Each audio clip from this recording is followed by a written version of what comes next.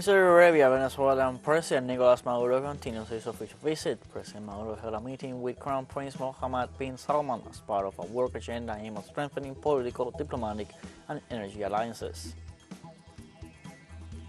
In Argentina, a federal court acquitted Vice President Cristina Fernandez in the case known as the K-Money route. In Ecuador, more than 2,800 families in the province of Esmeraldas lost their homes after heavy rains triggered devastating floods.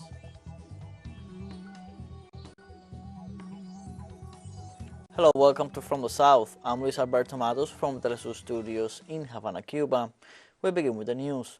During his official visit to Saudi Arabia, Venezuelan President Nicolas Maduro held on Monday a working meeting with His Royal Highness Crown Prince and Prime Minister of the Arab nation, Mohamad bin Salman bin Abdulaziz Al Saud. This is the third visit of the Venezuelan head of state to Saudi Arabia as part of a work agenda aimed at strengthening political, diplomatic, and energy alliances.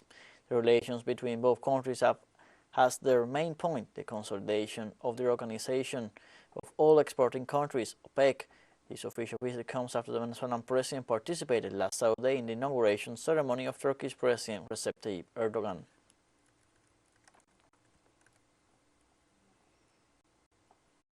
Dos potencias energéticas que se encuentran en la política, en la cultura, también en el desarrollo de relaciones diplomáticas.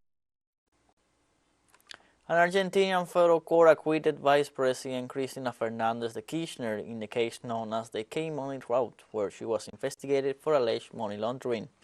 In a three-page ruling, federal court Judge Sebastian Casanello ordered the acquittal of Fernandez de Kirchner, declaring that the formation of the present case did not affect the good name and honor of the vice president. The magistrate referred in the resolution to the opinion of the prosecutor in the case Guillermo Marijuán and to the coinciding position of the complaints of the Financial Information Unit and the Federal Administration of Public Revenues, which were in favor of the dismissal. Prosecutor Marijuán requested last week to dismiss Cristina after considering that there was no evidence to prove that the former president was involved in a corruption and money laundering case for which businessman Lázaro Báez was sentenced to 10 years in prison. On Monday, negotiations continue in Argentina within the political coalitions to define the methodology for the selection of a unitary candidate for each political party for the upcoming elections. The Frente de Todos is debating between primaries or consensus as a selection mechanism, and in this sense, a group of governors is preparing a document in which they will request a meeting with the participation of Alberto Fernández, Cristina Kirchner, and Sergio Massa, as well as representatives of the governors and the General Confederation of Labor to decide who is the best possible candidate.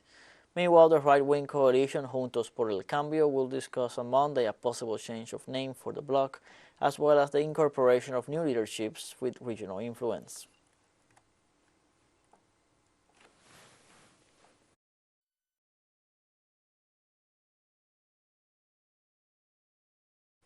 On Monday in Brazil, people commemorate the killing of British journalist Dom Phillips and Brazilian indigenous expert Bruno Pereira, who were murdered a year ago while documenting environmental crimes in the Amazon rainforest. Phillips and Pereira disappeared on June 5, 2022, at the edge of the Javari Valley, a far-flung indigenous reservation in northern Brazil near the Colombian and Peruvian borders that experts call a heaven for drug traffickers, illegal gold miners, and poachers. Several tributes to remember Bruno and Tom were scheduled in cities such as Rio de Janeiro, Brasilia, and El Salvador, as well as in London. Indigenous leader Beto Barubo, Pereira's friend and colleague, said that for the indigenous group fighting to protect the Javari Valley, the situation has not changed. After a year, I feel a mixture of deep sadness and determination to continue doing our work, the work that Dom was doing. It was very positive and inspiring to see how the relatives and indigenous people there continue the fight. In spite of all the threats they continue to receive, nobody has given up, neither on the side of the indigenous movement nor on the side of our journalist community. Everybody is there, continuing the work and continuing the fight.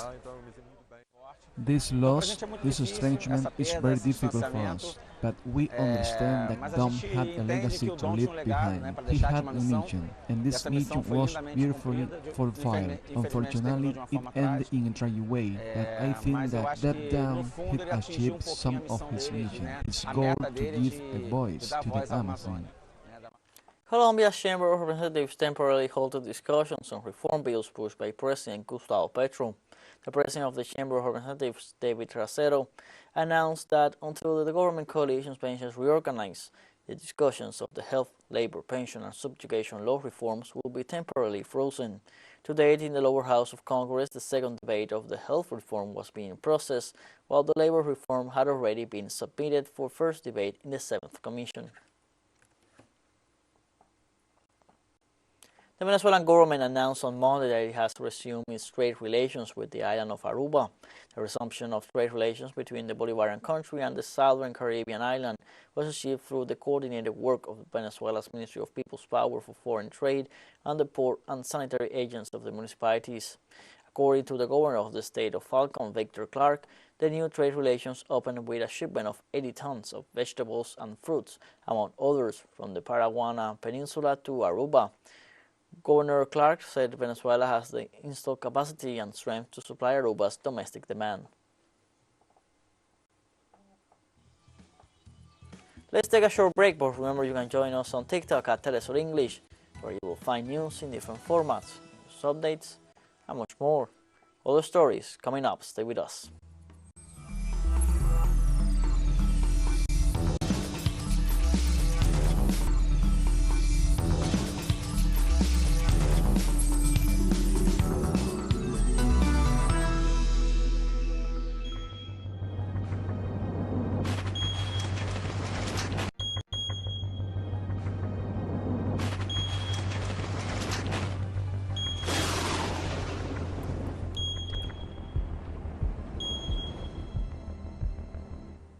Welcome back from the south.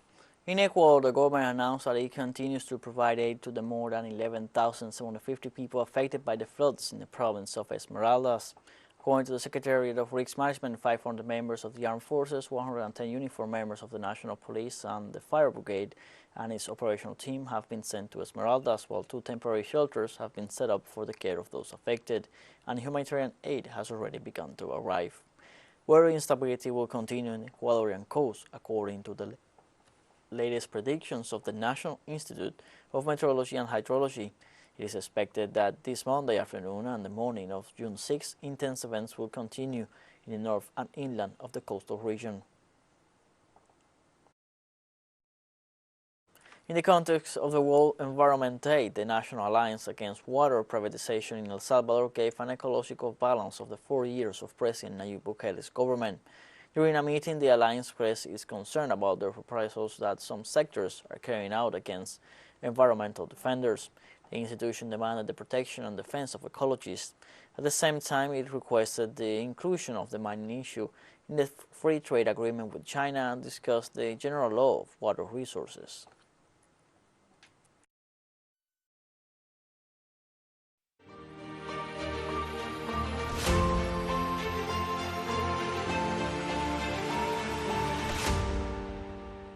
The International Atomic Energy Agency welcomed Russia's readiness to allow the presence of the agency's observers at the Zaporizhzhia nuclear power plant.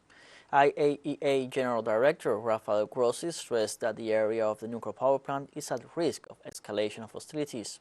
Grossi stated that the agency's experts at the Zaporizhzhia nuclear power plant will report on the plant's compliance with safety principles, while violations will be publicly reported. Since March 2022, the plant has been under the control of the Russian military. The Russian Foreign Ministry said the step was taken to prevent the leak of nuclear and radioactive materials. Russian Defense Minister Sergei Shoigu stated that the Ukrainian attacks on the nuclear power plant pose a real threat of catastrophe in Europe. In Russia, on Monday, the governor of Belgorod, Vyacheslav Gladkov, reported that the region on Saturday was attacked by Ukrainian military 569 times with different types of weapons, including a drone-launched improvised explosive device, and that the area was attacked by Ukrainian military. On the other hand, Vladimir Satnov, the head of Chebekino Municipal District, reported on Monday that around 1,150 residential apartments have been damaged or destroyed after Ukrainian attacks over the past week on localities in the province of Belgorod. In the meantime, the Kiev regime has recently stepped up artillery and unmanned aerial vehicle attacks on Russian cities, including a drone raid on Moscow. On Sunday, Russian military repelled an incursion by a Ukrainian sabotage group in the province of Belgorod, which shares a border with Ukraine.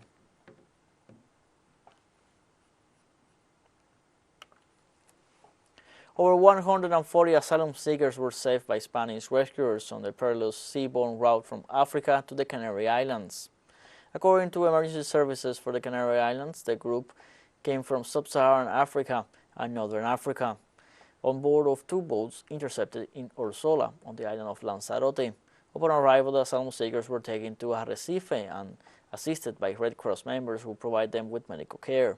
In this sense, the country's Interior Ministry stated that so far in 2023, more than 8,000 people entered Spain, a decline of 46.7% compared to the same period in 2022.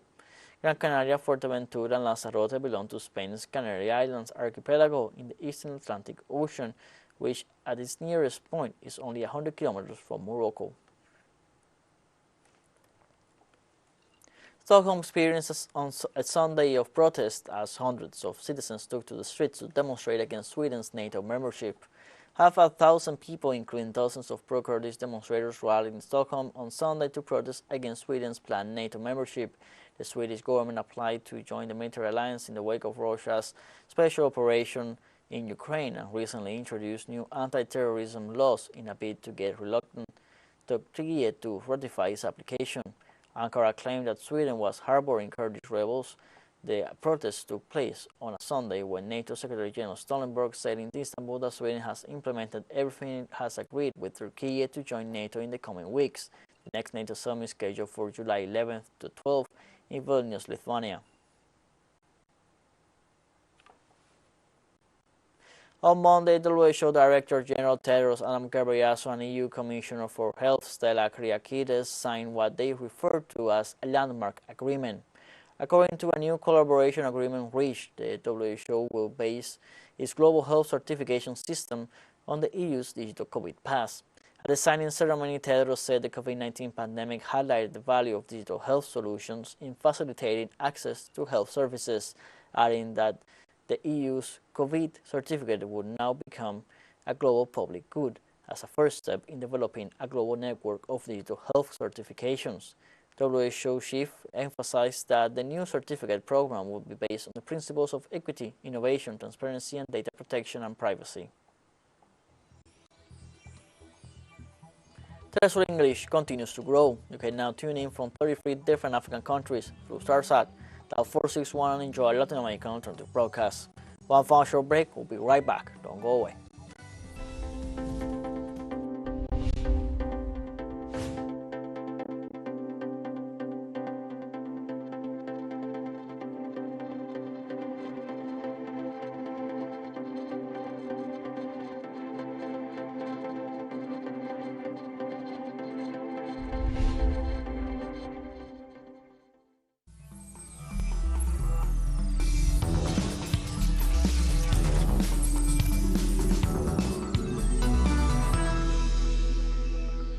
Welcome back from the south.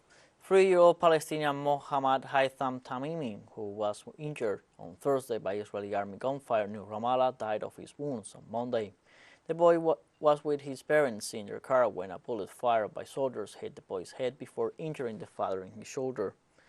The toddler was rushed to a hospital in Israel where he remained on life support until he was pronounced dead, while the father was taken to a hospital in Ramallah. The child will be buried on Tuesday in Nabi Saleh, his hometown. A total of 28 children have been killed by Israeli army gunfire since the start of the year, including 7 in the Gaza Strip.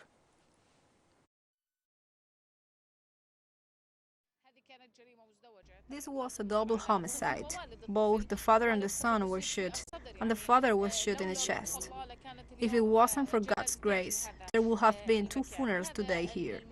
These occupiers is deliberately committing these crimes, unofficial assassination in full view of the world, from which some delegations and children's rights organizations will arrive to take pictures with the child's parents, and hear testimonies and rights reports, but not to avail.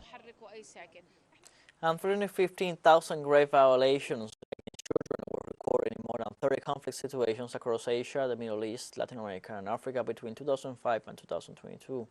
The UN Children's Fund Executive Director, Catherine Russell, warned that any war was ultimately a war on children, as the Oslo Conference on Protecting Children in Armed Conflict was due to end on Tuesday. The incidents verified by the UN included more than 120,000 children killed or maimed, at least 105,000 children recruited or used by armed groups, more than 32,500 children abducted, and over 16,000 suffered sexual violence. However, as the UN only reports on cases that have been verified, the true toll is likely to be far higher. UNICEF is calling for governments to make new commitments to uphold and operationalize the international laws already in place to protect children in war. The body is also calling to hold perpetrators to account and to step up with resources to fund the protection of children.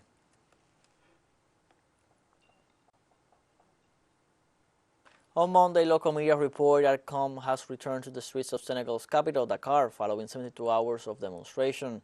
The violence erupted on Thursday when opposition leader Ousmane Sonko was sentenced to 2 years in jail in a case he alleged is to stop him from running for the presidency next year. On Saturday, authorities said that 500 people had been arrested since the beginning of the protests against President Macky Sall. So far, violence resulted in at least 16 deaths and more than 350 wounded.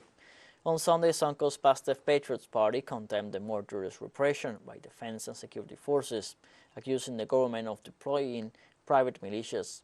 The government has restricted access to social media and decided to temporarily cut internet. In the meantime, Sonko was not present at his trial and is yet to be taken into custody for his jail term, which is predicted to stop further tensions.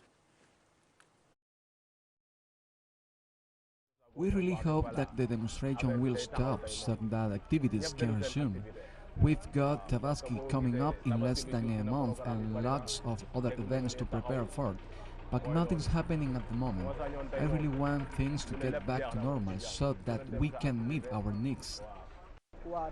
Today is calm, which is why I've gone out to work, even if it is a precarious calm because people are still afraid and fear that the demonstrations will resume. The demonstrators are destroying everything in their path, and I don't think that's right. These are difficult times. We live from day to day. So going days without work is a real problem because our business is at its standstill. The movement of people is complicated and we can no longer earn a daily income. The informal sector is our livelihood and is the sector most affected. In Guinea-Bissau, votes continue to be counted following Sunday's legislative elections. According to local authorities, voting on Sunday took place peacefully with no arguments or fights reported. Voting Bureau member Barros Pese said the atmosphere was good. People came out to vote in droves and everyone had their say on who would represent them for the next 4 years. Around 600 soldiers were reportedly deployed to ensure security during an electoral process where voters sought to end the country's instability after a coup attempt in February 2022 led to the dissolution of the National Assembly. Some 200 international observers were on hand to monitor the elections. President Embalo's MADEM G15 party and the African Party for Independence of Guinea and Cape Verde are the two largest parties. Results are expected on Tuesday.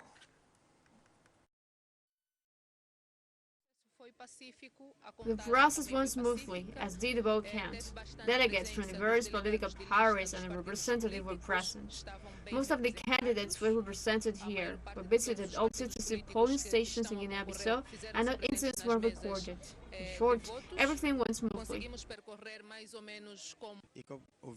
There were no problems and voting took place peacefully. No arguments or fights were reported. The atmosphere was good. People came out to vote in droves. Everyone had their say on who would represent them for the next 4 years. In any case, everyone voted as they saw fit.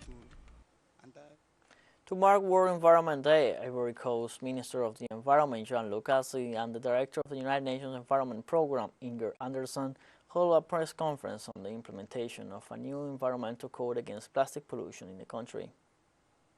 Struggling and experimenting with the best laws. But understand this is new and we do not know necessarily what works. But as the minister has said, This is not easy, but he is finding his way through this. Today we're no longer in the phase of making speeches for the sake of speeches.